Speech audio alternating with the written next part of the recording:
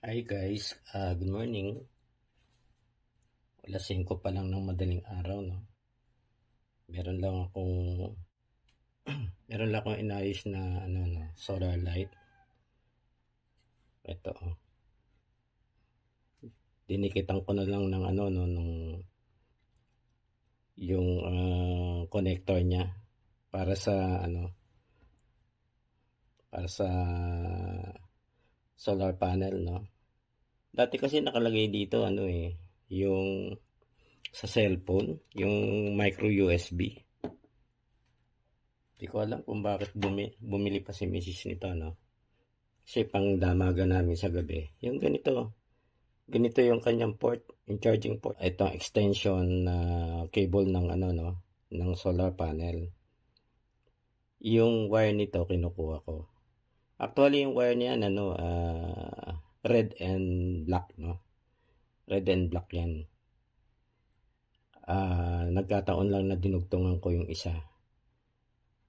Ang available ko ng alambre kasi kulay black, no? So yun yung ginagamit ko for wiring, no, sa mga projects ko. Kasi medyo makapal yung yung wire niya. Suitable din sa pag-wiring sa mga DIY projects. So tinatabi ko tong itong connector niya. Ayan. So yung mail niya nilagay ko dito sa charging port, no. Yan, no. Dinikit ko na lang ng all-purpose glue, no.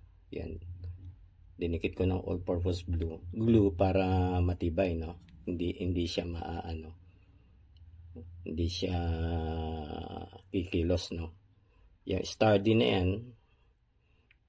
So kailangan ikabit ko na doon sa solar panel. So ilalagay ko na tong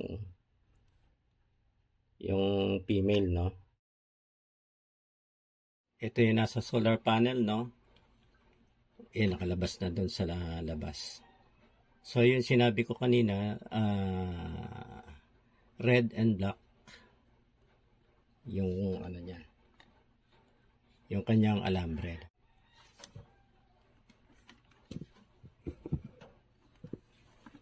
Lalagyan ko. Medyo madilim dito sa sa tindahan. Pagkatapos nito kasi na ako. Bubukas na ako ng tindahan eh.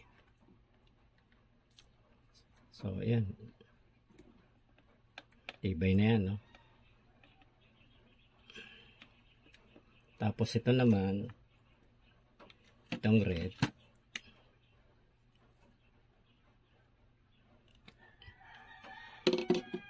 Konti pa.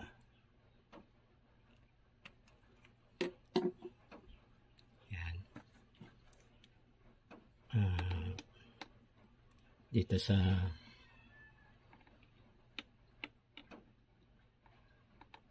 positive, no.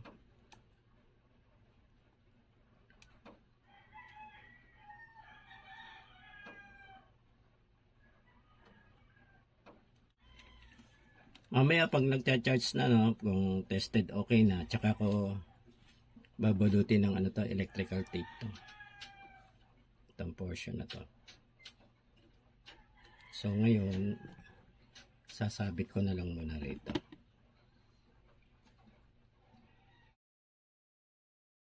Gamit namin kasi yan sa magdamag, no, yung parang light namin para hindi masyadong madilim sa kwarto, no. Yan pinaka lampshade namin, no. Nagbaliktad pala ako ng alambre, guys, no. Kanina hindi ko makarga eh.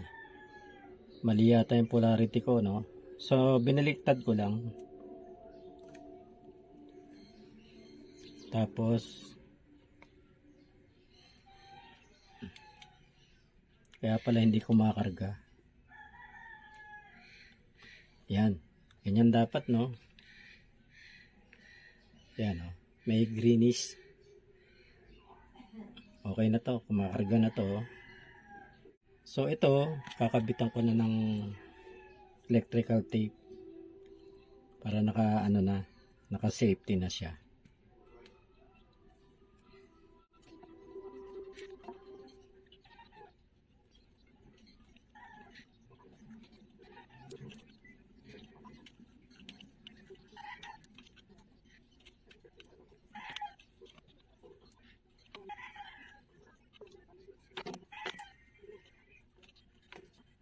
Okay. Yan na. Sabit ko na ulit dito sa aking pinagsasabitan. No? Pagka nag-green na gano'n, yan, kumakarga na yan. Okay. Working na, no? Medyo inayos ko pa to, no? Kasi yung alambre, masyadong mahaba. Iniksian ko, no? Ayan, iniksian ko na. Dati, abot dito eh. Nakaganon. Ito, maiksi na. Tsaka, kita siya eh. Pagka umilaw, kita dito yung alambre. Masyadong mahaba. So, iniksian ko na. Ganyan yung ano, no? Yung itsura ng kanyang LED panel ito. Paikot. Tapos yung ano niyan, merong terminal doon sa ilalim nitong ano. Etong connector. Doon nakahinang yung micro USB port. So yun, natanggal yun. So yung terminal, nilagyan ko na lang nagsolder ako ng wire, no? Itong dalawa. So, itong connector, ni-splice ko na siya. Yan, yung positive negative niya, no. Ito na yung papunta ng ano ng panel, no, ng solar panel ito. So ayan, sturdy na yan, no. Talagang matibay na yan. Tapos ito naman, itong cover,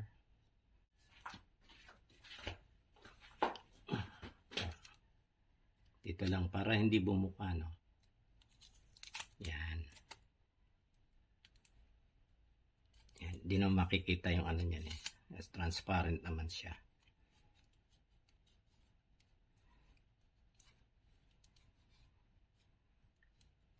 Yan. Kung bibili kasi kayo nito, kailangan Type-C na to, no? Type-C yun, yung connector dito, or yung ganito, yung connector niya pang ano talaga, solar panel, no? Yan. So ito naman hindi naman gaanong katagalan ng ilaw nito, no? Siguro mga pinakamatagal na 3 hours, no? Yung kable niya, oh. So, ano, tapos kakabit ko na rito.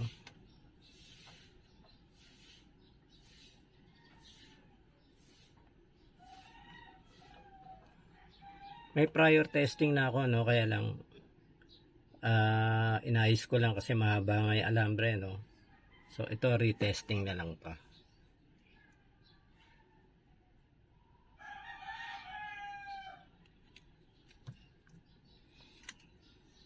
Yan, nakasaksak na. So mag-ano to, pag may araw na, magiging greenish to, no. Itong bulb niya. Ayun. Umarga pero hindi siya masyadong nakargahan, no, dahil ano yan eh, umuulan, no, umuulan sa labas eh, so hindi sikat ang araw pero kumarga pa rin, no. Ito yung kanyang solar panel, no. Ayan, no, yung kable niya, binaybay ko na lang dito sa ano, no, sa grills ng tindahan. Aking tindahan yan eh. Tapos pinasok ko dun sa ilalim, no. May butas doon. Tapos pumasok na dun sa loob. Galing sa ilalim, tapos nandito na siya, oh. Kina-charge na yung solar bulb.